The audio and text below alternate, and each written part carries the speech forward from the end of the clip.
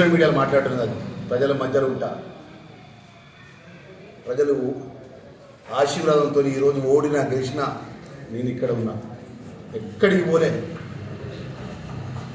నీ లెక్క చాతగాని లెక్క కిందోని లెగేసి మాట్లాడిపోయాడు.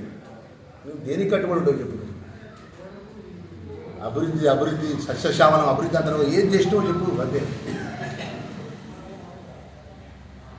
నేను సీఎం రిలీఫ్ ఫండ్ చెక్కులు ఇచ్చినా, నేను కళ్యాణ లక్ష్మి చెక్కులు ఇచ్చినా, నేను దళిత బంధు ఇచ్చినా అంటాను కదా. దళిత బంధు నువ్వు ఎంతమందికి ఇచ్చినావు, ఎవరికి ఇచ్చినావు? ఈ విధంగా మేము ఇష్యూ చేసినాం. నేను నా అంత ధర్మాత్ములు ఇవ్వలేరు, నా అంత నీతి మంత్రులు ఇవ్వలేరు, నేను నిజాయితీగా ఉన్నా. సాక్ష్యం ఈ ధర్మాన మండలం సాక్ష్యం కాదా, ఒక రిపోర్టర్ మీద ఎఫ్ఐఆర్ చేయించి వేధింపులు గురి చేసిన వాస్తవం కాదా? మేడారం పోయి మీరు ఓట్లు వేయకపోయినా పర్లే, నేను ఓటర్గా నేను ఓట్లు వేద్దన్నది వాస్తవం కాదా? మీరు నాయకులకు పోతే లక్ష్మణ్ కుమార్ చూస్తే బాగా భయపడతానని చెప్పి వ్యంగ్యంగా మాట్లాడేది వాస్తవాలు కాదా? అన్నాడన్నా మేము ఈ విధమైనటువంటి కేవలం 15 నెలలు పట్టినాయి. 20 సంవత్సరాల పంచులకు రాజ్యం ఏరి నీకు సంబంధించినటువంటి ధర్మపురి నాకు సంబంధించిన ఒక గోదావరి తలాపుకుంటుంది, మంచిగా అయిపోయలేదు.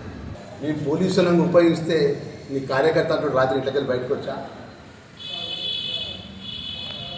నేను పోలీసులు ఉపయోగిస్తే నీ కార్యకర్త ఇలా ధర్మారం మండలి ఉపయోగం ముంగడ నిలబడా. నువ్వు నేర్పిన నీ సామ్రాజ్యంలో జరిగింది కదా రాత్రిపూట హౌస్ అరెస్ట్ చేసుడు, తెల్లారంగా 4 గంటలకు వచ్చి పోలీసులు పట్టుకుపోయి పోలీస్ స్టేషన్లో పొద్దుందా గుసులు పెట్టుకున్నాడు. ఈ ధర్మారం మండలానికి సంబంధించిన కొంతమందిని వ్యతిరేకంగా వార్తలు రాస్తే ప్రెస్సుల మీద కేసులు పెట్టించుడు. చెప్పమంటావా చిట్టా?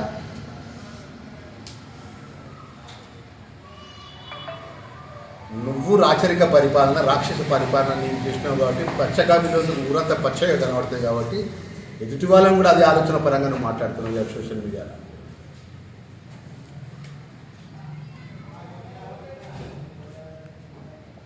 నువ్వు విప్పుగా మంత్రిగా ఉన్నప్పుడు ఎవరైనా ఒక్కడ ఎదురు మాట్లాడితే తెల్లారి ఏమైంది పోలీసు తెల్లారి 5:30 పోలీసుకి వచ్చింది. ప్రెస్సులు రాసినా వాళ్ళ మీద కేసు లేదు. ఏ పార్టీ రాస్తే వాళ్ళని SC ST కేసు పెట్టించడే, లేదు నాన్ అవైలబుల్ కేసు పెట్టించడే. ఏం లేదు, ప్రజల పక్షాన 30 TMC పోవడం, రైతులకు మద్దతు ఏదైతే మార్కెట్ వాల్యుయేషన్ ప్రకారం భూములకు డబ్బులు ఇవ్వాలి, ఇథనాల ప్రాజెక్టు వల్ల ప్రజలకు ప్రమాదం ఉందని చెప్పి ఇక మేము నిరసన చేస్తే మా మీద ఎఫ్ఐఆర్ చేయించిన కాపీలు, ఇవన్నీ ఎఫ్ఐఆర్ చేయించిన కాపీలు ఇవన్నీ నాన్ అవైలబుల్ మా మీద పెట్టించి.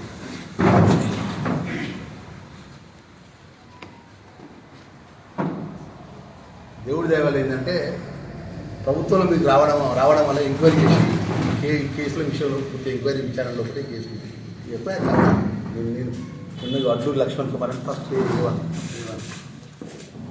ఏం తప్పు చేస్తుంది? పోలీసులను అడ్డ పెట్టుకొని బెదిరింపుల పాల్పడి ఎఫ్ఐఆర్ చేసింది నువ్వు కాదా? ఇది కాదా సాక్ష్యం కాదా? ఈ 15 నెలల్లో ఒకట 6 మండలాలు ఉన్నాయి. ధర్మారంతో 7వ మండలం. 7 మండలాల్లో అక్రమంగా ఒక్క టీఆర్ఎస్ పార్టీ కార్యకర్త కానీ బీఆర్ఎస్ పార్టీ కార్యకర్త కానీ మేము వేధింపులకు కానీ లేదా పోలీసు పరంగా ఒక్కరి మీద ఇలాంటి ఎఫ్ఐఆర్ చేసినట్టు కానీ నువ్వు చూపెట్టగలుగుతావా? ఖజానాను లూటీ చేసి రాచరిక ఆర్థిక సంక్షోభాన్ని సృష్టించి ఇలా మాట్లాడితే ఎట్లా అని నాకు అర్థం కాదు. ఒక్కటే మాట మీద చెప్తున్నా, సింగరేణి కాలేజ్ అని మన ఇంకోటి జరిగిన మన ఆస్తి, మన సింగరేణి కాలేజ్ సంబంధించిన DMFT నిధులు ఎక్కడికి వెళ్ళి నీకు సొయ్యి ఉన్నదా? నీకు సిద్దిపేట 1500 కోట్ల రూపాయలు పట్టుకుపోతాడా హరీశ్రావు? 2000 కోట్ల రూపాయలు మన గజ్వేల్ పట్టుకుపోతాడా ముఖ్యమంత్రి? నువ్వు మాట్లాడవా? నువ్వు జిల్లాకు మంత్రిని, ఈ రాష్ట్రానికి మంత్రి, సాంఘిక సంక్షేమ మంత్రి, మైనారిటీ మంత్రిని, సీనియర్ లీడర్లు, నా DMFTకి సంబంధించిన నిధులు ఏదైతున్నాయో, సింగరేణి కాలేజ్ సెస్ నిధులు ఏదైతున్నాయో, నా జిల్లాకు చెందాల్సిన నిధులు నువ్వు నాకు ఇవ్వకుండా నా ప్రాంతానికి ఎట్లా పట్టుకుపోతావు? హరీష్ రావు ఎట్లా పట్టుకుపోతావు? KTR ఎట్లా పట్టుకుపోతావు? ముఖ్యమంత్రి గారని చెప్పి అడగవా? లేదియవా? సరే నువ్వు పట్టుకో, పావుల మంది పట్టుకో, బారణ మంది నాకు ఇవ్వాలని అడగవా? నా నీళ్ళు మేడారకాలు పట్టుకోపోతాను, ఇక్కడ వచ్చి గెస్ట్ హౌస్ రాత్రి వచ్చి పడుకుంటాను, నాకు 50% నాకు నీళ్ళు 50% నీళ్ళు పట్టుకోపోను పడ్డది కదా.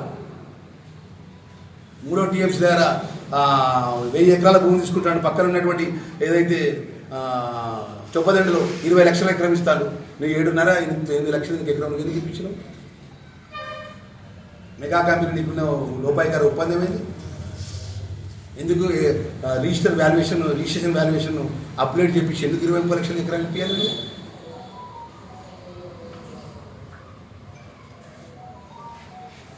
చెరువు కట్టను, పెద్ద చెరువు కట్టను, నందిమణ చెరువు కట్ట దగ్గరికి ఎందుకు చేసినావు? అన్నీ కూడా ఒకదాని మొత్తం కూడా అన్నీ కూడా ప్రభుత్వంలో ఉన్నటువంటి చట్టపరంగా అన్నిటి మీద ఫిర్యాదు చేస్తాను. ఇప్పటివరకు నీకు పేపర్లో పెట్టలేదు, ఇప్పుడు పేపర్లో పెడతాను. ప్రజల కోసం నా కష్టం ఉంటే ప్రజల కోసం ధర్నా చేయమని ప్రధాన ప్రతిపక్షంగా స్వీకరిస్తుంది. ప్రజల పక్షాన్ని న్యాయమైన సమస్య ఉంటే మీకు సరిగా లేకపోతే మా మీద అది ఎందుకు చేయలేదు, ఎందుకు చేయలేకపోతున్నాడు, మేము ఎప్పుడు చేస్తారని మా మీద నిరసన తెలియజేయమని. మీ దగ్గర కార్యకర్తలు ఎగేసి ఏది పడుతుంది వ్యక్తిగతంగా దూషణలు చేస్తే ఇవాళ మేము ఇక్కడ నుంచి ఉన్న మాట్లాడి మొదలు పెడితే నువ్వు రాత్రి కూడా ఇంత గడ్డి మంది తీసుకొని తాగుతుంది అన్ని మాట్లాడాలి. గడ్డి మంది రాత్రి కూడా తెప్పించుకురావు అని మందు రాత్రి ఆ పెద్దలు వస్తుంది అవుతుంది అని అట్లా మాట్లాడు. ఆ సంస్కారం లేదు నాకు. కాదు విషయం ఇప్పటికైనా తెలియదు, బుద్ధి తెచ్చుకో, ఏది పడితే అదే మాట్లాడకు. కానీ నా 5 సంవత్సరాలు కానీ అప్పుడు మాకు మాట్లాడదు, అప్పుడు మాట్లాడదు, నువ్వు నీ దగ్గర మాట్లాడదు, సబ్జెక్ట్ అభివృద్ధి మీద మాట్లాడు. నువ్వు 20 సంవత్సరాలు రాజ్యం వెళ్ళాం కదా, నేను రేపు 3 సంవత్సరాల తర్వాత కూర్చున్నాను. ధర్మారం మీడియా మిత్రుల మీద మీద అంబేద్కర్ సాక్షిగా రాజ్యాంగ నిర్మాత సాక్షిగా కూర్చున్నాం. మనం మాట్లాడు. ఇలా మాట్లాడిన వాళ్ళు కానీ మొన్న మాట్లాడిన వాళ్ళు కానీ అవతల మనం మాట్లాడతారు, రేపు మాట్లాడిన వాళ్ళు కానీ సోషల్ మీడియా నా మీద వ్యక్తిగత పోస్టులు పెట్టిన వాళ్ళం కానీ ఎన్నడూ కూడా చట్టం అనేది చట్టం పని చేసుకుంటూ పోతుంది తప్ప ఇవన్నీ వ్యక్తిగతంగా ఉపతాపాలు లేదు. ఎప్పుడైనా ఈశ్వర్ జర మనసు మార్చుకొని ప్రజలు ఇచ్చిన నిర్ణయానికి బుద్ధి చెప్పింది. కర్ర వాసి 2018లో వాత పెట్టింది. గెలిచినాక నన్ను ఊడగొట్టి నా తినే అన్నం పుంజుకున్నాను. అయినా సప్పుడు చెప్పుకున్నాం. ఇవాళ ప్రజలు 22,000 ఓట్ల మెజార్టీతో గెలిపిస్తే గెలిచిన 15 ఏళ్ళకి ఇంత ఆక్రోషం పుచ్చుకుంటా, ఇంత ఆవేశం తెచ్చుకుంటా, నీ తోటి ఎమ్మెల్యేలు నీ తోటి మంత్రులు ఏ విధంగా అభివృద్ధి చేసిన విషయం మర్చిపోయి నీ యొక్క DMFT నిధులు పట్టుకుపోయి ఇచ్చరుడి కాదు పట్టుకపోతా అంటే మాట్లాడకుండా, ఇక్కడ మేడారం రిజర్వాయర్ నీళ్ళు పట్టుకుపోతుంటే మాట్లాడకుండా, అడిషనల్ TMC 1000 ఎకరాల భూమికి 9 లక్షలు ఇస్తే పక్క చుట్టానికి కలిసి 20 లక్షలు ఇస్తే మాట్లాడకుండా,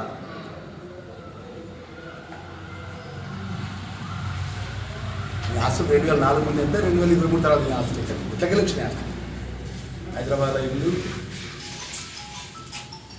బాగా అన్నీ కూడా మొత్తం రాతపూర్వకంగా ప్రభుత్వానికి నివేదికిస్తే దాని ఎంక్వైరీ జరుగుతుంది, వాస్తవాలు బయటపడుతుంది, తెలుస్తుంది. ఊరుకునే సమస్యలు ఇప్పటికైనా చెప్తున్నాను. మా కాంగ్రెస్ పార్టీ శ్రేణిలో కూడా మనం చేస్తాం. మనం ఎవరికి లేదు, రాజకీయ పరంగా ఇబ్బంది కూడా మనం ఎవరికి ఇబ్బంది పెట్టాలి. ఒక ఇష్యూ అయిపోయి అంశం తీసుకుంటాం. మనం రేపు ప్రజలకు ఏం మంచి చేద్దామనే విషయంలో కూడా మనం ప్రభుత్వ పరంగా ఏదైతే ప్రభుత్వం ఇచ్చిన సన్నభ్యం కానీ 200 యూనిట్ కానీ ఇంకా వేరే కార్యక్రమాల విషయంలో ప్రజలకు వెళ్దాం తప్ప మనం ఈ రోజు నుంచి ఈ ఇష్యూని ఇక్కడితో సమాప్తం చేద్దాం.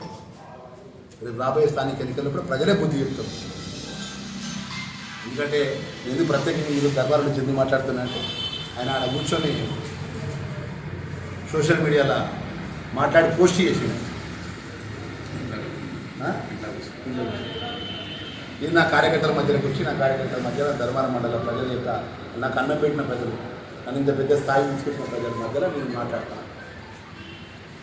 అక్కడ మంత్రులు ఏ విధంగా చేసి ఇక్కడ రివ్యూ చేస్తున్నాను, 20 సంవత్సరాలు రాజ్యాంగ పరిపాలన చేస్తున్నాను. 10 నెలల మీద మా మీద ఆక్రోషం ఉంది. ఇప్పటికైనా బుద్ధి తెచ్చుకో. 2004 ముందు ఆస్తులు ఉంటా, 2023 తర్వాత నీ ఆస్తులు ఉంటా, అవి ఎట్లా వచ్చినాయని చెప్తుంది. ఇండియా పాకిస్తాన్ ఉద్రిక్తతలపై లేటెస్ట్ అప్డేట్స్ కోసం డౌన్లోడ్ చేసుకోండి RTV లైవ్ యాప్.